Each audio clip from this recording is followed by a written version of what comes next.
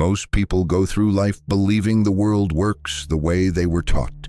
Be kind, be honest, play fair, and good things will come. But somewhere deep in history, a man sat in a cold room, stripped of everything he had, and wrote the most dangerous book ever put to paper. Not dangerous because it was evil, dangerous because it was true. His name was Machiavelli, and after this video, you will never see people the same way again.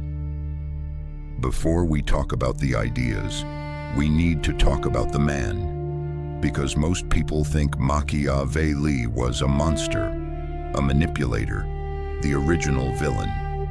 He wasn't. Niccolò Machiavelli was born in Florence in 1469, a city of art, money, and brutal political power. From a young age, he was fascinated not by painting or music like most Florentines, but by how people got and kept power. By his late 20s, he had become a diplomat for the Florentine Republic. He traveled across Europe.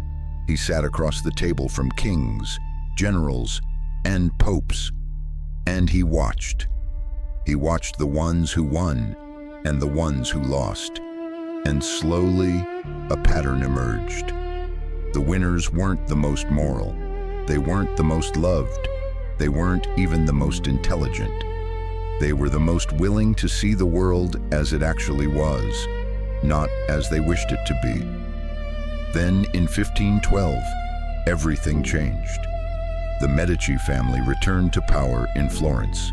Machiavelli lost his position. He was arrested, accused of conspiracy, tortured, and then exiled to a small farm outside the city. Alone, broken, powerless. It was there, in that exile, that he wrote The Prince, a book he hoped would get him back into power. A book that instead would outlive every king he ever met. What follows are 7 laws that Machiavelli believed governed all human behavior, not just in politics, in every office, every family, every relationship. Once you know them, you'll start seeing them everywhere. Law 1, appearances are everything. Everyone sees what you appear to be. Few truly know what you are. This wasn't cynicism. This was observation. Machiavelli had watched rulers who were genuinely good men lose everything, because they looked weak. And he had watched cruel, calculating men hold power for decades, because they knew how to appear just. The human mind doesn't process reality. It processes perception. Think about your own life. The person at work who always seems confident. Do you actually know if they're competent? Or do you just assume they are because of the way they carry themselves? We are all constantly judging performances, not people. Machiavelli's lesson isn't to be fake. It's to understand that how you present yourself is not separate from who you are in other people's eyes. It is who you are. Law 2, fear outlasts love. This is the line that made Machiavelli infamous. Is it better to be loved or feared? He said, if you can't be both, choose fear. But here's what people miss. He wasn't talking about being terrifying. He was talking about consequences. Love, he wrote, is held by a chain of gratitude. And gratitude, when it becomes inconvenient, disappears. Think about how many times someone was loyal to you, right up until the moment it cost them something. Fear, meaning respect backed by consequence, doesn't depend on how someone feels about you that day. The boss everyone loves can be walked over. The boss everyone respects gets things done. People who have no lines get no respect. People who enforce their boundaries quietly, consistently, get treated differently. Law 3, never depend on others for your security. This was personal for Machiavelli. He had served Florence loyally for 14 years. He had given everything. And when the political winds changed, he was thrown out and tortured by the same system he had protected. His conclusion: the only army worth trusting is your own. He wrote about mercenaries, hired soldiers who fought for money, not loyalty. They were dangerous, he said, because the moment the battle became too costly, they would simply leave. Most people build their lives on mercenaries, a job that can let you go the moment you're inconvenient, a friendship that lasts only while it's easy, a relationship built entirely on what you provide. Machiavelli's warning is simple: build something that is yours, skills, resources, relationships where the loyalty runs both ways. Because the moment you need someone who only stays when it's convenient, they will be gone. Law 4. Strike decisively or don't strike at all. Half measures destroy you. This is one of Machiavelli's most brutal and most useful ideas. When you wound someone and don't finish the fight, you create an enemy who now has every reason to destroy you. He observed this in war after war. A prince would defeat a rival but leave him alive out of mercy, and within a year, that rival would return with new allies and twice the motivation. This applies far beyond war. If you're going to have a difficult conversation, have it fully. If you're going to set a boundary, enforce it completely. If you're going to make a change in your life, commit. The most damaging thing you can do in any conflict is act halfway.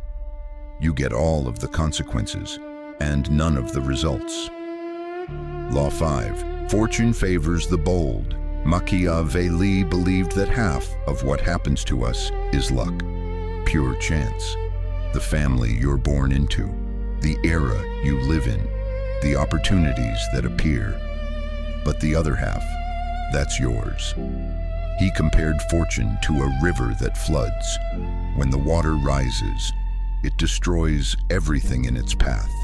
But men who built walls and channels before the flood watched the same water flow safely around them. The flood isn't the problem. The lack of preparation is. And then he said something that has stayed with philosophers for 5 centuries. Fortune is a woman, and she favors the bold. She lets herself be won by those who push, who grab, who act, rather than those who calculate endlessly and wait. The person who acts imperfectly will always outrun the person who plans perfectly but never moves. Law 6. The lion and the fox. A ruler who is only a lion will not see the traps set for him. A ruler who is only a fox cannot defend against wolves. You must be both. This is perhaps Machiavelli's most elegant idea, and it's one that the most dangerous people alive today have mastered without ever reading a word he wrote. Pure power without intelligence gets manipulated. Pure intelligence without power gets ignored.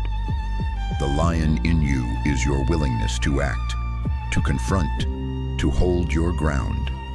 The fox in you is your patience, your ability to read a room, to see what others miss, to know when not to speak. Most people are one or the other. They either charge at every obstacle or they overthink every decision. The rare person who has developed both is nearly impossible to beat. Law 7. The ends and the means. This is the idea that made Machiavelli infamous for 500 years. He never actually wrote the phrase, "The ends justify the means," but he came close. What he wrote was this: a prince must be willing to do what is necessary, even if it is not good, if the alternative is destruction. He wasn't celebrating cruelty. He was describing a choice that every person in a position of responsibility eventually faces. Do you hold to your principles and lose? Or do you compromise and survive to fight another day? There is no easy answer, and Machiavelli didn't pretend there was. What he said was, at least be honest with yourself about the choice you are making. Don't hide behind good intentions while doing things that serve only yourself. Self-awareness, he believed, was the beginning of real power. Here is what makes Machiavelli so uncomfortable to read in the modern world. He didn't invent these rules. He just wrote them down. Every principle in The Prince exists all around you. In the workplace, or in politics, in social dynamics, in the way families operate. The difference is that most people pretend these forces don't exist. They walk through a game. They don't know they're playing. Think about the people in your life who always seem to come out ahead. Are they the kindest? The most hardworking? The most deserving? Sometimes, but not always. Often they are simply the most aware, the ones who understand that perception matters, that relationships are maintained through consistent action, that power doesn't flow to the most virtuous, it flows to the most prepared.